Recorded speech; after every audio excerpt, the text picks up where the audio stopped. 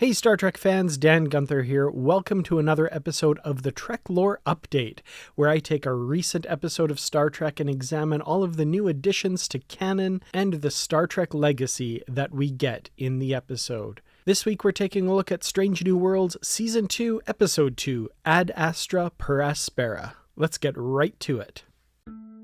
Commander Una Chin Riley, First Officer of the USS Enterprise, known professionally as Number 1. We learned quite a bit about her in this episode. First of all, she grew up on a Federation colony in the Volterra Nebula. When she was young, she broke her leg in an altercation at school. Her parents, fearing that she and her family would be discovered to be Illyrians, hid the incident and did not take her to a hospital until it was nearly too late, at which time they found a sympathetic Illyrian doctor.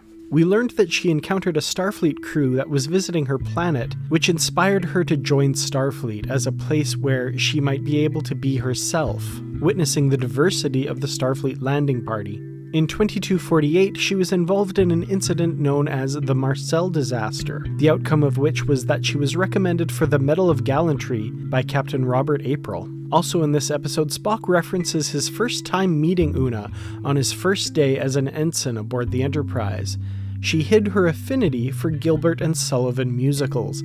This references the Short Treks episode Q&A, which chronicled Spock's arrival on the Enterprise. In the finale of this episode, Una is reinstated as First Officer of the Enterprise, having been cleared of the charges that arose at the end of last season. We meet NEERA KETOUL, an Illyrian civil rights lawyer who has been working on several civil rights cases recently. We learn that she was a childhood friend of Una's. At one point, her cousin Ivan was found out to have undergone genetic modification and branded an augment. The fallout from this incident would lead to a rift between Una and NEERA that would last until the events of this episode. We learn a few new things about La'an Noonien Singh in this episode. First, that she graduated top of her class and was promoted each year during her tenure in Starfleet.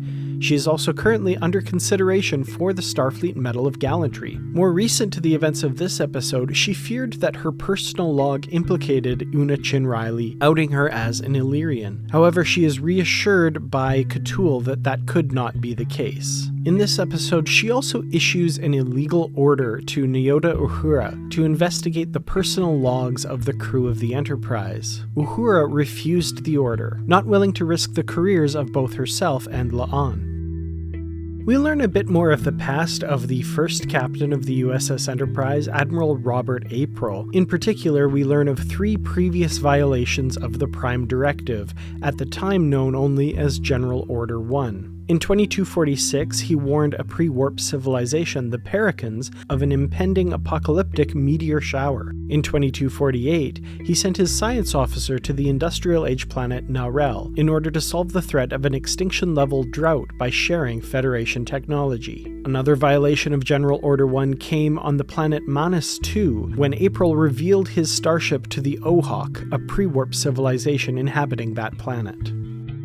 We also meet another contender on the growing list of Starfleet badmirals, Vice Admiral PASALK, former colleague of Sarek and despised by Spock. He is a lawyer in the Judge Advocate General's office, and in this episode he goes after Pike for hiding Una's status for 4 months from Starfleet.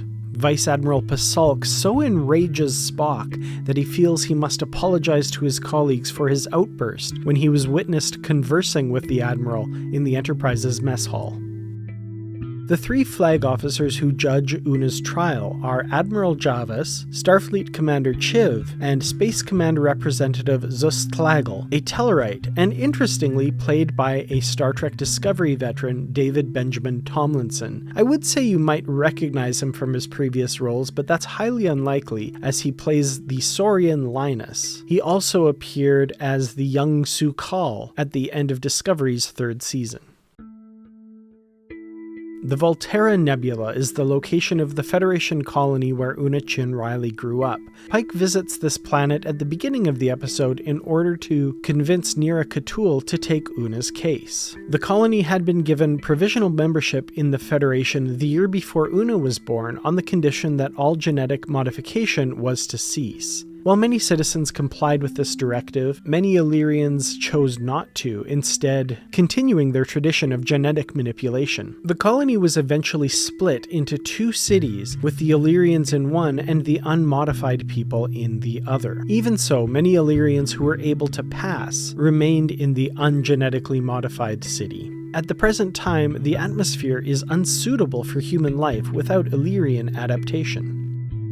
We visit San Francisco in this episode, home of Starfleet Command and the Judge Advocate General's office. The courtroom in which Una's trial takes place is a redress of the Federation headquarters in the 32nd century of Star Trek Discovery.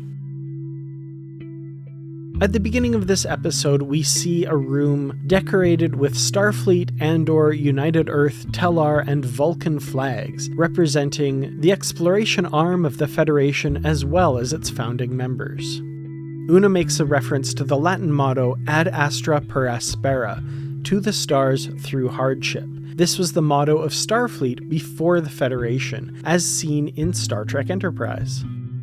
We also learn about Federation law and Starfleet codes, namely Regulation 25 Section B, personal logs remain sealed unless by order of Starfleet. We also learn of the legal precedents of Starfleet versus Wick. If evidence is procured through illegal means, it is inadmissible in court. And in the finale of the episode, we learn about Starfleet Code 8514, which allows for asylum within Starfleet. It is this code which allows Una's lawyer to argue that Una was seeking asylum within Starfleet, and the judges, in this particular case, decide to grant it.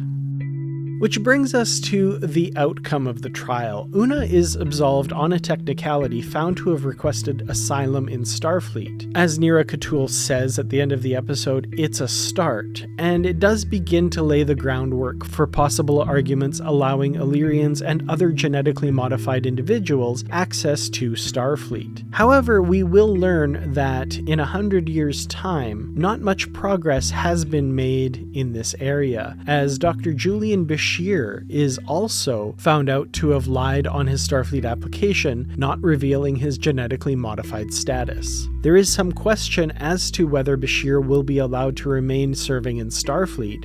Ultimately, it is decided in his case that he will be allowed to remain in Starfleet while his father serves a prison term. It's unfortunate that such little progress is made in the intervening decades. A few other things I want to highlight in this episode are the amazingly gorgeous dress uniforms that are introduced in this episode. They are very reminiscent of the TOS-style dress uniforms with a few extra flourishes. The insignias would also appear to be the service ribbon-like embellishments that those dress uniforms sported. We also see that the witness stand is very similar to the one we see in the original series, complete with a built-in lie detector to determine if the witness is in fact perjuring themselves. Presumably, if a witness had told a lie, it would flash and beep and make all sorts of noise to let everyone know that they are lying. Well, there we have it, folks. Those were all of the new additions to the lore of Star Trek that I was able to find in this week's episode. Were there any that I missed? Please let me know in the comments below. Let me know if you're enjoying this new format. All that's left is to thank the Patreon supporters for all of their help in bringing these episodes to you. I could not do it without your help. Thank you very much. To everyone else, thank you so much for watching, and if you feel this video is worth it, like, share, and subscribe to Kertrats Productions to keep up to date on all of the new TrekLore episodes coming, as well as our live shows that we do each week for each new episode of Star Trek. I'll see you in the next episode. Until then, as always, live long and prosper.